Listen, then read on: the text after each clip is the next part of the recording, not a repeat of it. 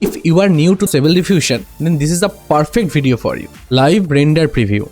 This is a setting that shows you how an image is being formed step by step. To turn this on, just go to settings, show all pages, press Ctrl F if you are in Windows or Command F if you are in Mac, and type progress bar. Here you can turn show live preview on or off, the same with the progress bar. I tend to keep this one off because it makes the image generation slower and I don't really need to see those extra steps where image is being generated. You can turn it on and work smoothly if you have a very powerful GPU, and if you have a slower GPU, then turning it off might be a good idea. Turn it off from here, and in this step live preview display period, drag it to -1. I still keep the show progress bar turned on though because it gives me some kind of mental satisfaction. Restore faces. Do your images come with eyes not exactly how they should look, or maybe with facial features that are disproportionate or just outright weird? It might happen because you haven't turned on the restore faces option at all in Stable Diffusion. To turn it on, again go to settings, Ctrl or Command F. I'll have to find it in this way. Type restore faces. There you go. You can turn on this option to restore faces in every image you generate. That way the images you generate would be more realistic looking in every generation. But then again, there are some places where we don't want to turn this on, and it is kinda hassle to always come in and turn this on. In earlier versions of Automatic 1111, we had one button placed right in our web UI that we could turn on or off on a whim. Let's see how we can get it back in the latest version. Search here main interface, and there you go. Settings for text to image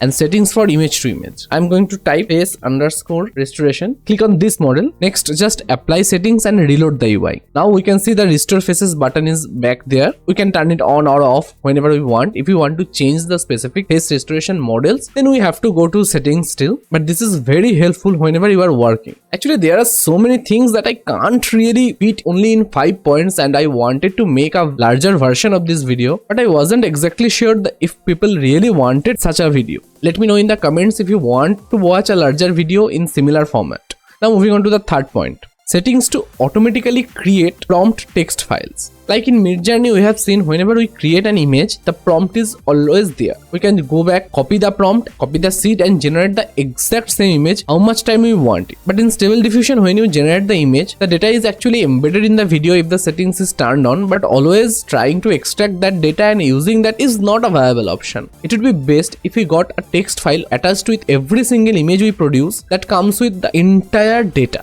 Like this one, steps, sampler, CFG scale, seed, size, model, everything is in here. To turn it on, we go back to settings, show all pages, and search create a text, and by then you should start seeing the option here, create a text file with info text to every generated image, and just turn it on. Again, apply settings, reload UI, and you should start seeing text files next to all your generations that contains the information about prompts, generation parameters, and everything in that image. Prompt weights. Words that are in the beginning of the prompt carries more weight compared to the words that are in the end of the prompt. But you can further influence that by using parentheses. If you enclose a word or a group of words inside a parenthesis, then weight of that part increases, and you can further improve it by adding another layer to it. And if you use brackets instead of parentheses, that decreases the weight of that part of the prompt. And if you want to minutely control every part of the prompt, you can add a colon and put a number at the end of the word inside the parenthesis to assign different weights to different parts of the prompt. Like if I want to apply 30% strength to this part of the prompt, I will add a colon and write 0.3. For the next part, I can add a parenthesis, write colon and add 0.5, and the rest gets 0.2. You get the picture. But you don't always have to add them up to 1. You can just assign 1.5 to one part of the prompt, 2.5 to another one, and 3 to another. It would just add those numbers up and break them down in those ratios. I tend to use 1 as the complete number. It helps me to work with that better, but there is no hard set rule and it varies from person to person. Number 6, custom models and loaders. This was the best thing that happened to SDXL in its early days, and it is going hard right now and it would keep going on. The base Stable Diffusion model gave a good base for training and everything, but